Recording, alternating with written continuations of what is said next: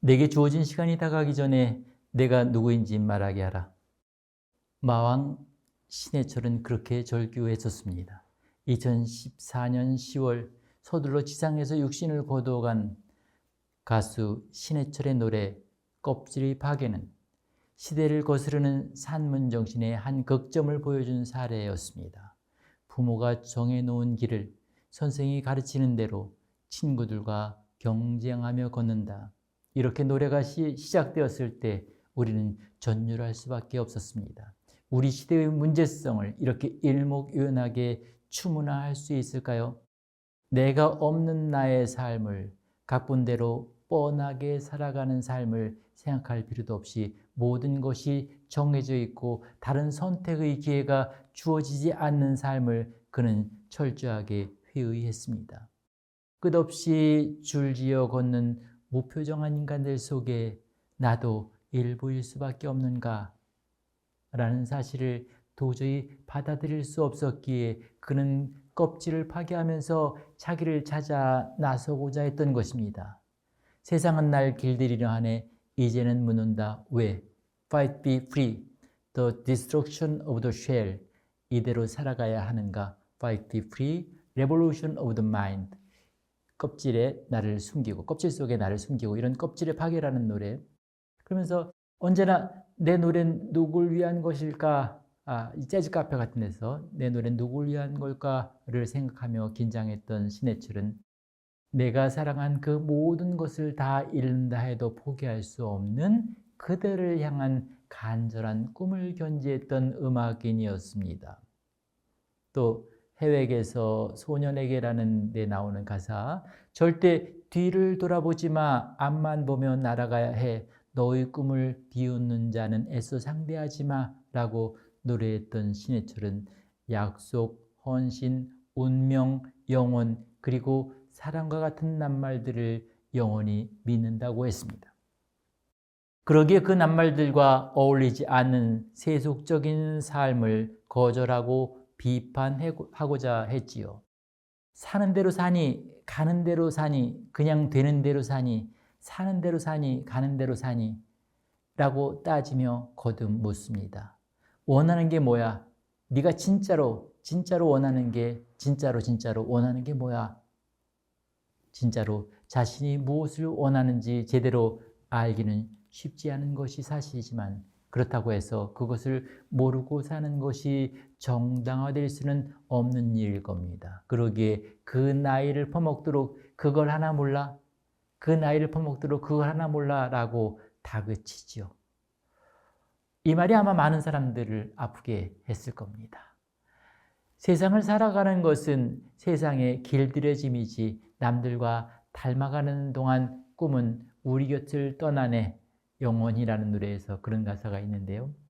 남들과 닮아지고 길들여져 자기를 잃고 꿈으로부터 버림받지 않기 위해서는 혹은 자잘한 욕심들로 인해 마음의 안식을 구하지 못하고 존재의 무거움에 시달리는 의미도 없는 삶으로부터 탈피해 말해주지 않는 정말로 내가 누구인지 알기 위해 민물장어의 꿈이라는 노래에서 말해주지 않는 정말로 내가 누구인지 알기 위해서는 늘 자기 삶에 예리한 질문을 던지며 의미를 찾아야 한다고 했습니다.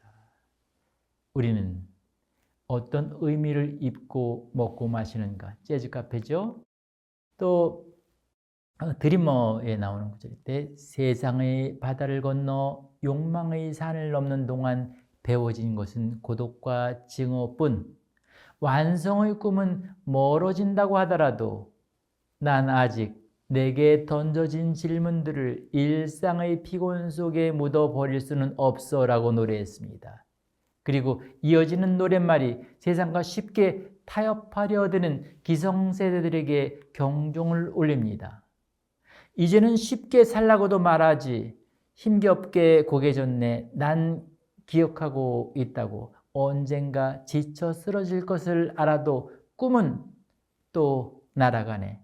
절망의 껍질을 깨고 꿈은 또 날아가네. 절망의 껍질을 깨고. 마왕 신해철, 그는 내가 누구인지 말할 수 있는 삶을 살기를 바라는 사람들에게 한없는 자존감의 노래를 당당하게 바친 가수였습니다. 언제나 익숙해져 가는 것을 거부하고 늘 새로운 자기 탐문의 세계를 추구했던 그였습니다. 사라져 가야 한다면 사라질 뿐 두려움 없이, 이렇게 불멸에 관하여 해서 그렇게 노래했던 그는 서둘러 텅 빈 충만의 세계로 건너갔습니다. 그의 노래와 삶은 처음부터 텅 빈 채 완성되어 있었는지도 모르겠습니다. 비록 신해철은 먼저 떠났지만 그가 노래를 통해서 던졌던 질문은 아직도 생생하게 우리 가슴에 남아 있습니다. 내가 누구인지 말하게 하라. 이제 살아남은 자들이 응답할 차례입니다. 우리가 살펴보고 있는 원종국의 소설 또한 그런 응답의 사례 중 하나가 될 것입니다. 안녕하십니까? 서강대학교 우찬재입니다. 앞 시간에 살바도르 달리를 변형한 원종국의 닉선 매치 연작 1, 2, 3편을 살펴보았는데요. 거기서도 물론 자기 정체성을 확인하기 위한 소설 속 캐릭터 달리의 다각적인 노력이 전개되었던 것이 사실입니다. 가령 두 번째 연작인 욕망의 수수께끼 어머니에서 가족법상의 어머니 외에 난자를 제공한 어머니인 임미란, 복제 태아를 10달 동안 키워 출산한 대리모 김박민주의 사연과 그녀들의 이야기를 추적하는 것도 좋은 예가 됩니다. 그러나 복제인간으로서의 정체성은 모호하기만 합니다. 아니, 오히려 자기가 누구인지 알면 알수록 달리는 다른 존재로 더욱 타자화됩니다. 차라리 고아였더라면 좋았을 텐데 생각한 적이 있어요. 아버지 어머니가 누구인지, 내가 어떻게 태어나게 되었는지 몰랐더라면 좋았을 텐데 꿈꿔왔어요. 이제 부질없게 되었지만 아버지 어머니가 빨리 죽어졌으면 좋겠다고 늘 생각했어요. 그래서 내가 왜 태어나게 되었는지 내 존재의 의미를 스스로 밝혀가며 살아갈 수 있기를, 아니 하루라도 빨리 내 존재의 의미가 완전히 사라져 주기를 간절히 기도했었어요. 이제는 모든 게 부질없게 되었지만요. 두 사람이 보이는 자화상이라는 부분에 있는 본문인데요. 부모를 부정하고 자신을 부정하는 극적 의식의 단면을 보여줍니다. 자기 존재의 의미 밝히기와 자기 존재의 의미를 밝히기와 지우기가 함부로 착종되는 가운데 부정의 탈주는 가속화되는데요. 네 번째 연작 두 사람이 보이는 자화상에서 달리는 그런 심정으로 그저 하염없이 달리기만 하는 인물로 그려집니다. 그런데 그 순간 달리에게 달리는 것 말고 달리 할 수 있는 일이 아무것도 없다는 듯 달리를 바라보는 시선의 주인은 과연 누구일까요? 이 대목 여러분 소설에서 한번 잘 읽어보시기 바랍니다. 허구 스토리 세계 속의 내부 시점자인가? 아니면 밖의 외부 시점자인가? 이 지점이 이 소설에서 매우 흥미롭습니다. 많은 부분들이 외부 시점자에 의해 그려진다는 느낌을 주지만 다음의 경우에는 명백하게 내부 시점자 나의 지표가 드러나 있습니다. 본문을 같이 한번 보시겠습니다. 달리는 그림이라도 감상하듯이 팔짱을 끼고 앉아 창밖을 내다보았고 이따금 고개를 돌려 나를 힐끔힐끔 쳐다보기도 했다. 해가 지면서 창밖의 풍경보다 창에 비친 사무실 안쪽이 더 또렷하게 보이기 시작했다. 그림 속에 자신의 모습을 들여다보고 있는 달리가 앉아있고 또 달리 뒤에는 내가 어렴풋하게 서 있었다. 그리고 그 모든 전경이 유리창에 비쳤다. 바로 이런 대목인데요. 이 장면에 나오는 나는 누구일까요?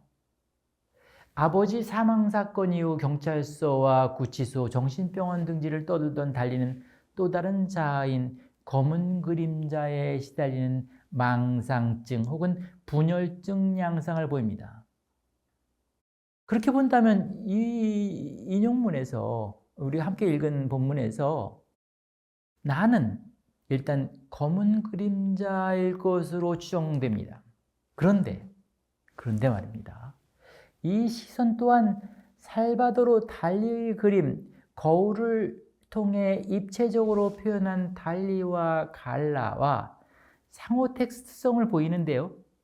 잘 알려진 이 그림, 그러니까 거울을 통해 입체적으로 표현한 달리와 갈라, 이 잘 알려진 이 그림에서 달리는 거울을 앞에 두고 거울을 보고 있는 갈라의 뒤태를 그리고 있습니다.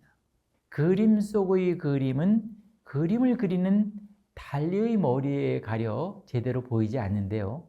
다만 거울에는 그림의 대상인 갈라와 그리는 주체인 달리가 동시에 비춰집니다. 여기서 흥미로운 것은 달리의 뒤에서 이 모든 것을 바라보는 시선이 있다는 점인데요. 그림 속의 그림 혹은 거울 속의 거울을 통해 시면으로 내려가는 미장압임의 실험을 하는 동시에 그림 안에서 그림 밖으로 향하는 원심력 또한 만만치 않습니다.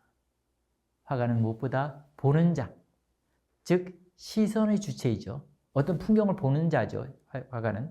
그런데 살바도르 달리는 보는 자이면서 스스로 보이는 자, 보는 자이면서 보이는 자임을 자처합니다. 이 시선과 응시의 역동이 그의 초현실주의 효과를 강화하는 주요 인자의 하나라 하겠습니다. 살바도르 달리의 그림에서는 감추면서 암시한 시선을 원종국은 나를 통해 극화하면서 겹의 그림자 놀이를 합니다. 네 번째 연작의 표제에서도 분명히 하고 있듯이 원종국의 자화상에는 두 사람이 보입니다.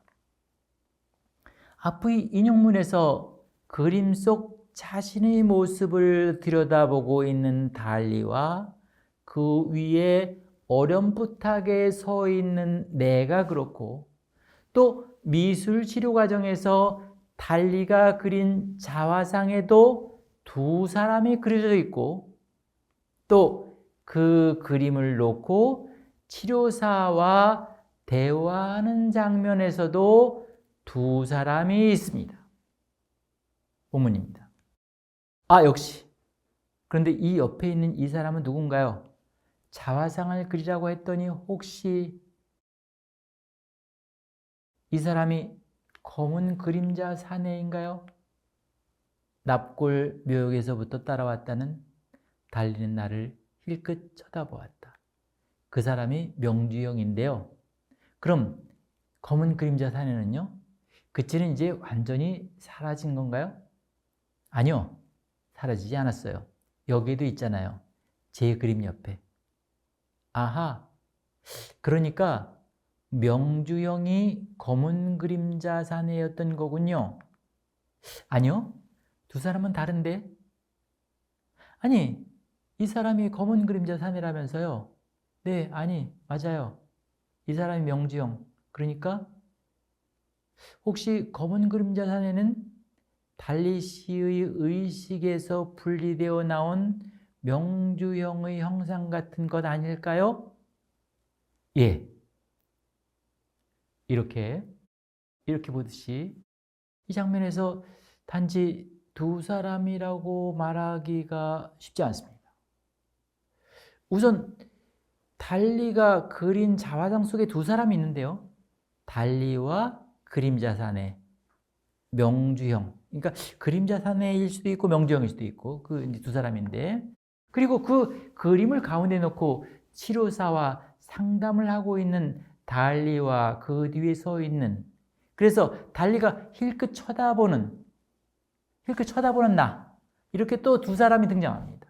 게다가 이 모든 것을 조망하는 또 다른 존재를 우리는 감지하게 됩니다. 이렇게 매우 중증적이고 복합적인 형성력을 보이고 있는 거죠. 이는 단지 정신분열, 망상, 조정망상이라는 진단을 받을 수 있는 2049년형 미래 복제 인물을 서사 대상으로 초점화하기 때문에 생긴 것만은 아닙니다. 그보다 더 복합적인 이유가 있을 것으로 생각됩니다.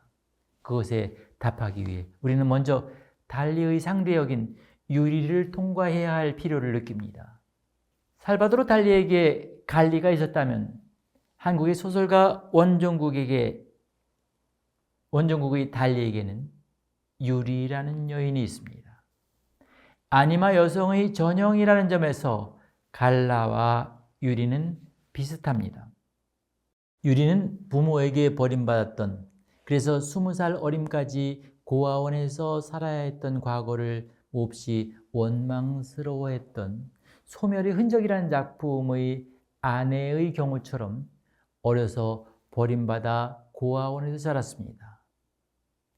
고아원에서 자란 다음에 레즈비언 부부에게 입양되어 성장했는데요.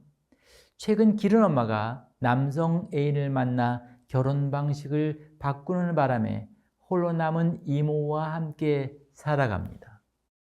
대학원에서 생물학을 전공한 유리는 헌팅턴 무도병이라는 희귀한 유전병을 앓고 있습니다.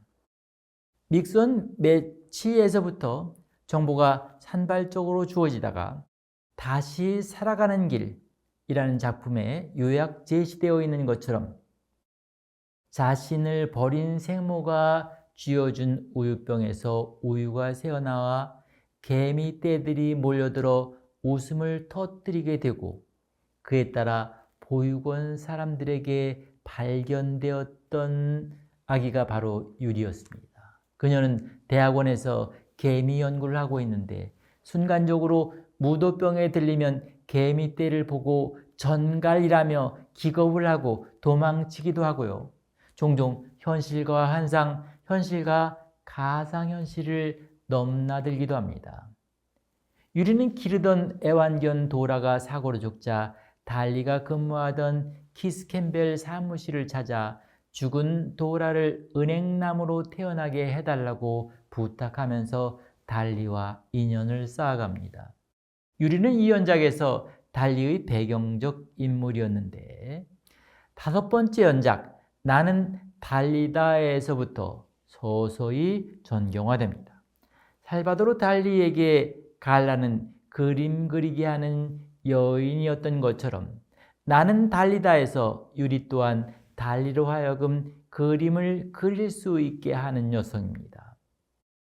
명주형의 납골묘역에 갈 때마다 달리는 명주형의 영정사진에서 쿨럭쿨럭 쏟아져 나오는 검은 그림자를 보면서 언젠가는 자신의 몸속으로 영혼이 들어와 버릴지도 모른다는 공포에 휩싸이곤 합니다.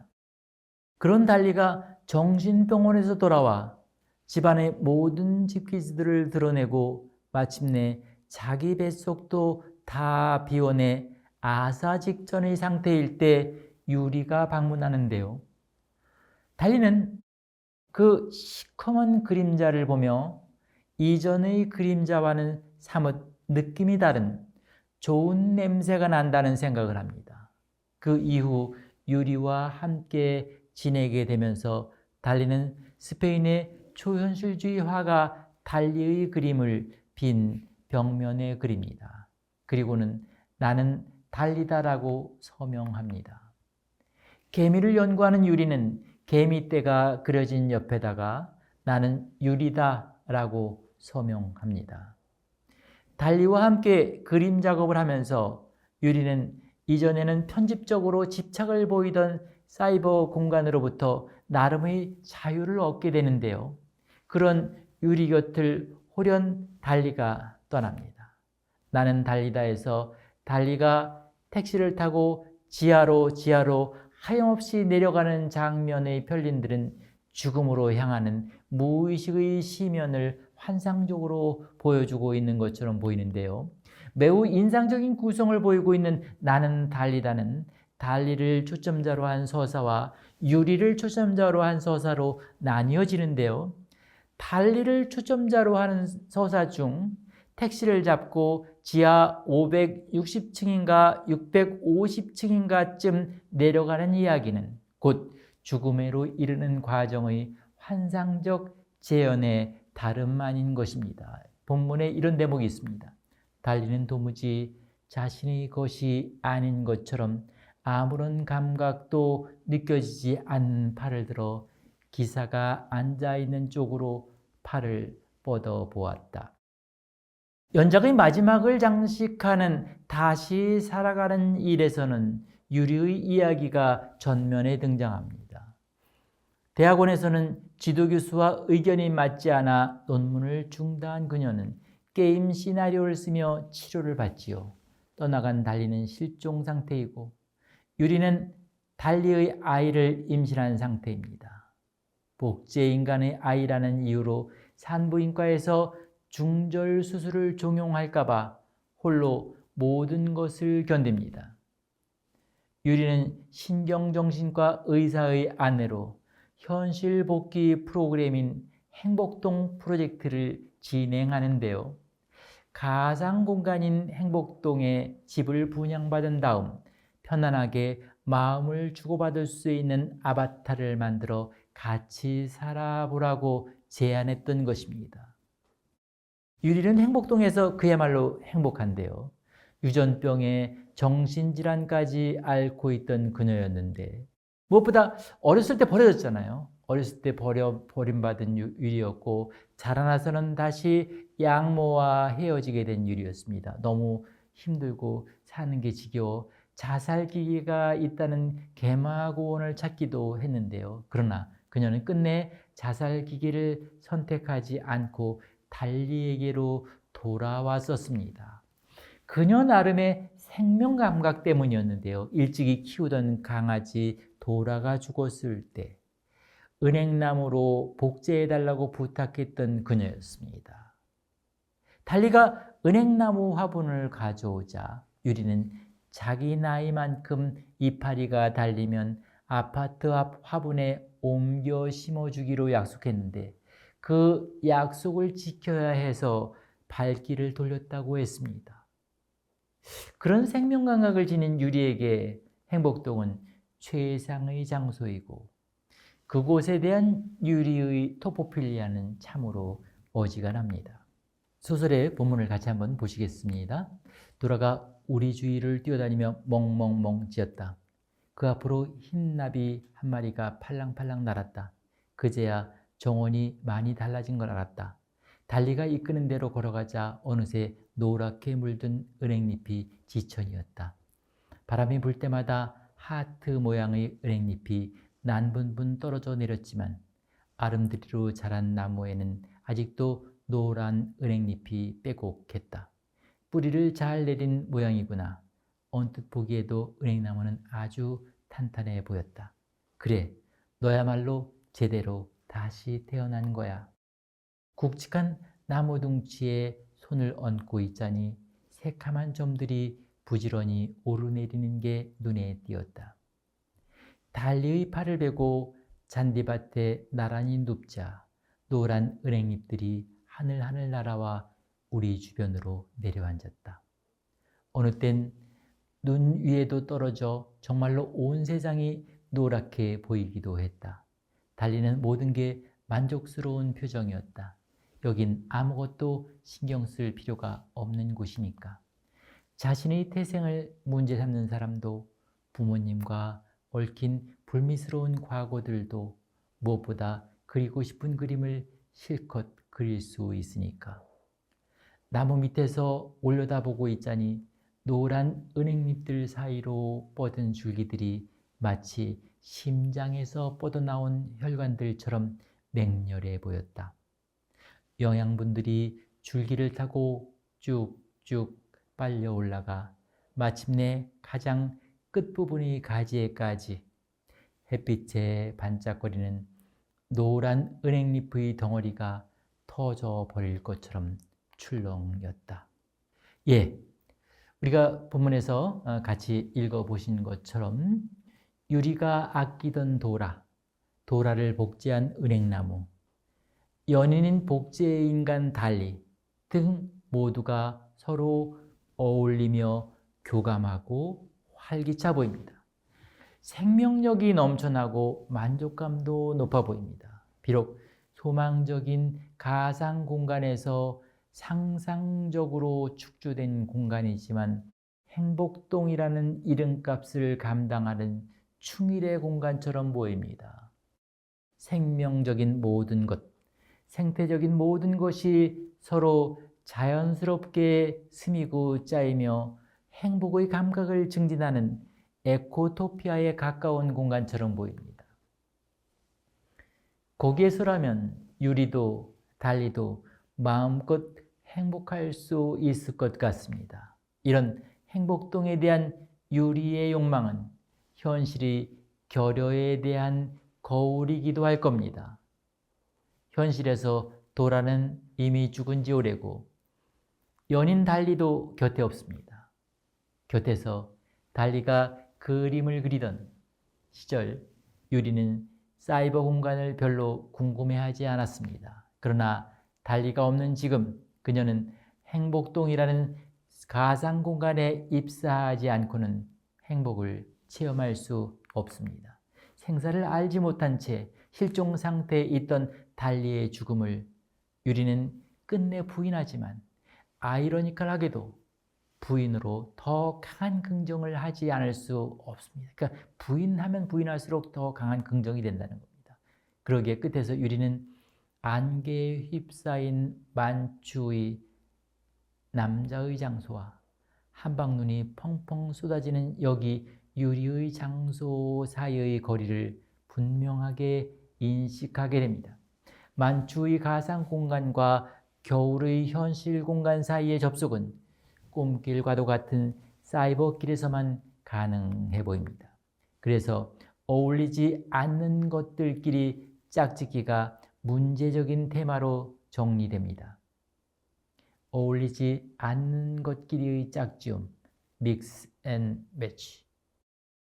단절과 접속이 반복되는 단속, 그러니까 이어졌다가 끊어지고 끊어졌다 이어지는 단속의 상황, 다시 말해 욕망의 대상 혹은 사랑의 대상과 단절된 상태에서의 가없는 절망과 가상적인 환영을 통한 상상적 실현의 희망 사이를 속절없이 넘나드는 가운데서도 유리는 다시 살아가는 일에 대해 고뇌합니다. 그 어떤 고통이 닥치더라도 혹은 그것을 가까스로 비껴선 후라서 이렇다 할 생애의 의지를 추동하기 어려운 상황 속에서라도 그럼에도 불구하고 살아야 할 이유를 어떻게 찾을 수 있을 것인가? 이런 절박한 질문 앞으로 절실한 유리는 우리를 안내합니다. 이처럼 유전병에 겹친 정신질환에 시달리고 여러 고통에 직면하면서도 유리는 원종국의 소설 속의 달리의 여성인 유리는 나름의 자기 프로젝트를 수행하려고 의지적인 노력을 보입니다. 무엇보다 자기 이름을 가꾸려고 했습니다. 이에 비해 달리는 이렇다 할 자기 추구의 면모를 보이지 못합니다. 그는 속절없는 고아 형상이나 마찬가지입니다. 넘치는 게 모자라는 것보다 못할 때가 많은 법이어서일까요? 어머니를 셋이나 둘 수밖에 없었던 복제 인간으로서의 그의 운명 때문이었을까요? 어려서 버려져 진짜 고아로 자라난 유리보다 더 가혹하게 고아의 형상에서 벗어나지 못합니다. 그가 고아라는 것은 단지 버려졌다는 맥락에서만이 아닙니다. 자기가 거세된 애당초 자아는 거세되고 자아 이상만 존재하는 형국이기 때문입니다. 그에게는 이름도 기억도 없으므로 흔적도 없이 그의 존재는 휘발되고 맙니다. 자기 이름도 기억도 없습니다. 그의 최후가 흔적 없이 사라지는 것도 그 때문일 겁니다. 자기를 찾으러 무의식의 시면으로 하강하고 또 하강하다가 결국 제자리를 찾기 어려울 정도의 깊이에서 침몰되고만 형상이랄까? 어쨌든 그는 떠들썩했던 것과는 너무나 대조적으로 초라하게 황망하게 사라졌습니다. 세상에 있는 동안 그는 고작 사소한 복제 보조 일만 했을 따름입니다. 직장에서도 복제 일을 했고 직장을 그만둔 이후에도 달리의 그림을 복제하는 데서 그쳤습니다. 그는 자신의 영혼을 입증할 만한 그 어떤 일도 수행할 수 없었습니다. 그것이 그의 비극이고 그를 둘러싼 환경의 비극이었습니다. 첫 소설집 용꿈을 해설한 비평가 김진수는 원종국이 그리는 달리를 자기 사랑과 자기 파멸이 역설적으로 결합된 전형적 이미지라고 파악한 바 있는데요. 자기 사랑과 자기 파멸이 역설적으로 결합된 전형적 이미지다. 이를 포함해 매우 복합적인 문제의식을 원종국의 달리와 그 연작은 보여준다고 하겠습니다. 우선 한국적인 가족주의에 대한 반성적 성찰과 함께 여러 가족 형태들에 대한 실험이 이 연작에 다채롭게 펼쳐지고 있다는 사실은 그다지 놀랄 일이 못 될 텐데요. 해마다 명절이면 귀성행렬로 전국의 길들이 몸살을 앓는 풍경, 이런 풍경이야말로 한국적 가족주의의 한 인상적인 단면이라고 할 텐데, 가족에 대한 애호와 가문의 지속 번영과 관련된 명예욕은 매우 뿌리 깊은 것입니다. 이 연작에서도 달리 부모는 자식의 출세와 가문의 명예를 위해 거의 전 재산을 바쳐 복제에 올인하다시피 했습니다. 전 근대적 가족주의와 탈근대적 유전공학의 믹스언 매치가 아니었을까요? 어쨌거나 원종국 작가는 가족주의에 대한 의미심장한 해체의 시선을 통해 다양한 가족 형태들을 실험합니다. 복제를 통한 가족 구성원 대체, 복제를 통해서 이제 가족 구성원을 대체한다든지, 또 가령 유리의 양부모처럼 레즈비언 가족의 형태라든지 등등, 이 다른 소설들에서도 원종국은 다양한 형태의 가족 형태들을 이렇게 생각하고 상상해 봤는데요. 그렇다면 왜 원종국이라는 작가는 가족에 대한 심원한 상념 속에서 가족의 경계를 넘나들며 다양한 형태의 가족 실험을 벌이고 있는 것일까요? 원주를 본관으로 하는 원종국의 과정 환경은 좀 독특한 데가 있었다고 합니다. 한국전쟁의 와중에 후사 없이 전사한 백부의 뒤를 이어 원주 원씨 가문의 대통을 세우기 위해 조부는 원종국의 형을 적장손으로 하여 백부의 아들로 입적시켰습니다. 한국적 가문주의의 분위기에서 흔히 있을 수 있는 사건이었던 셈이죠. 그렇다고 분가한 것은 아니고 한 집에서 할아버지, 큰어머니, 아버지, 어머니, 입적한 형과 원종국 등이 함께 사는 형태였다고 합니다. 그러니까 원종국의 형은 한 집에 두 어머니를 둔 셈이었죠. 그러니까 실제는 백모지만 이제 호적상 어머니가 됐잖아요.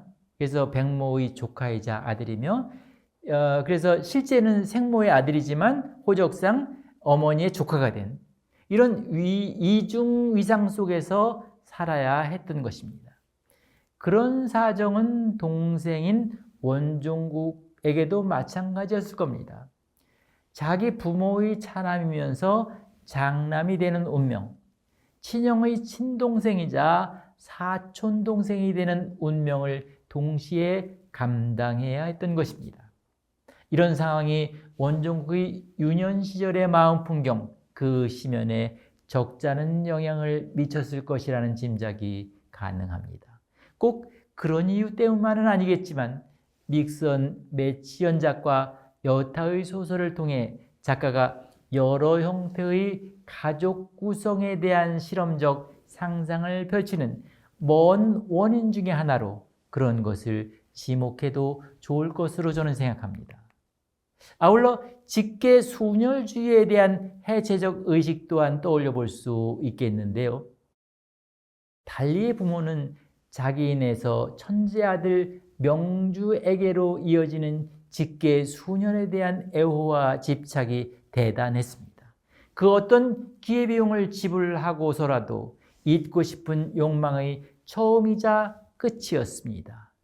그러나 그들의 욕망과는 달리 그 직선은 결코 이어질 수 없었고 친부 살해 충동과 더불어 끊임없이 옆으로 개걸음질 치다가 관련된 가족 모두 결코 소망스러울 수 없는 최후를 맞이하게 됩니다. 이런 줄거리 자체가 작가의 해체적 의식을 반영한 것이라고 할 수 있겠는데요. 달리의 새 어머니를 상정하고 탐문하는 과정은 이질 혼성적인 믹스앤 매치를 드러내기 위한 상상적 책략일 겁니다. 또 다른 소설인 벌초라는 작품이 있는데요. 이 벌초라는 작품에서 벌초나를 전후에 벌어지는 일련의 사건들을 통해 작가가 보여주고자 했던 것도 해묵은 가족주의의 해체라는 주제와 관련됩니다. 요컨대 원종국이라는 작가는 기존의 가족 패러다임을 넘어서 새로운 가족 패러다임을 창안하고 그에 따른 가족 안의 존재론에 대한 새로운 성찰을 보이고자 했던 것입니다. 그러나 이것을 단지 가족 패러다임 안에서만 이해하는 것은 소극적인 이해에 속할 겁니다. 작가 원종국은 가족 패러다임의 새로운 창안을 넘어서 믹스앤 매치 전략을 통한 소설이라는 서사 패러다임의 새로운 창안에 더 근본적인 관심을 두고 있는 것처럼 보이니까 말입니다. 개꿈이라는 작품이 있는데요. 이 개꿈이라는 소설에서 막 살아도 되는 게 인생이라고 생각했던 한 인물은 아무튼 새로 태어나고야 말 거야 라고 말합니다. 또 서울 2009년 봄이라는 제목의 소설에서 작가 K는 환승역에서 작가적 태도의 환승을 결심하고 착하지 않은 돈과 거래하려 했던 좋지 않은 욕망을 끊어내려 합니다. 이름이 사라졌다라는 소설이 있습니다. 이 이름이 사라졌다라는 소설에서 이름을 되살리려 애쓰는 노파를 바라보는 서술자의 시선 또한 인상적입니다. 이 이름이 사라졌다는 소설에는 이런 문장이 있는데요. 죽은 줄 알았던 나무에서는 새잎이 더 많이 돋아나 있었다. 죽은 줄 알았던 나무에서는 새잎이 더 많이 돋아나 있었다. 그리고 다시 살아나는 일이라는 작품, 이 믹스앤 매치 연작의 마지막 6번째 작품이었죠. 그 작품에서 유리는 이렇게 되뇌입니다. 짝짓기, 재생, 무한반복, 시간의 연장, 기억의 영속, 그리고 그 다음은 나는 차에서 내리는 대신 이런 낱말들을 혀로 여러 번 굴려보았다. 짝짓기, 재생, 무한반복. 아이를 낳는다거나 출산이라고 말하지 않고 재생이라고 부르니 느낌이 많이 달랐다. 다시 쓰거나 다시 살아나는 일, 재생. 다시 살아가는 일이라는 연장 마지막 편의 소설 본문이었는데요. 제가 다시 부연할 필요도 없이 이 소설집의 표제가 왜 그래도인지를 생각하게 하는 대목입니다.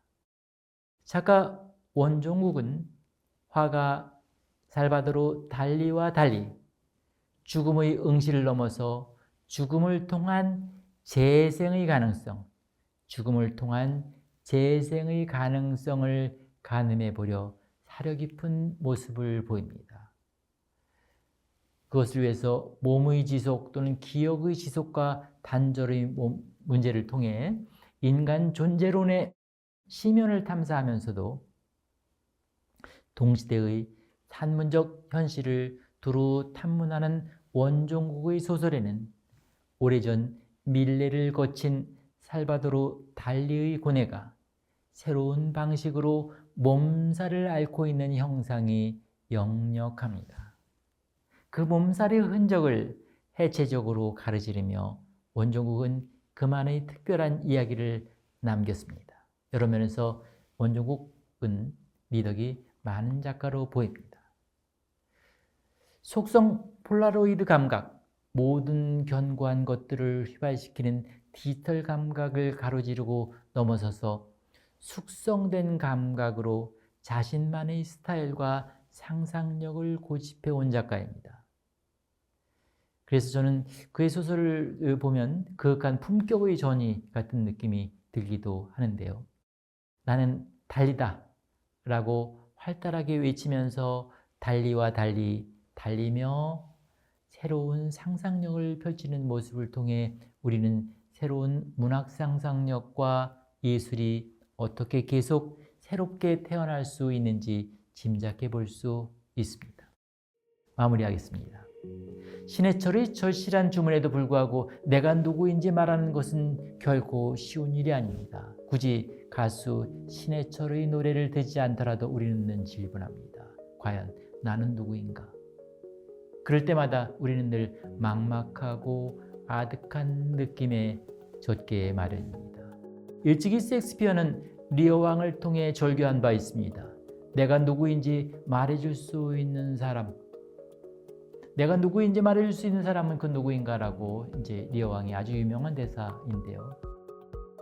리어는 왕권으로 표상화된 자기가 아니라 진정한 자기가 무엇인지 그걸 알고 싶어 했습니다. 왕이 아니라 진정한 자기는 누군가.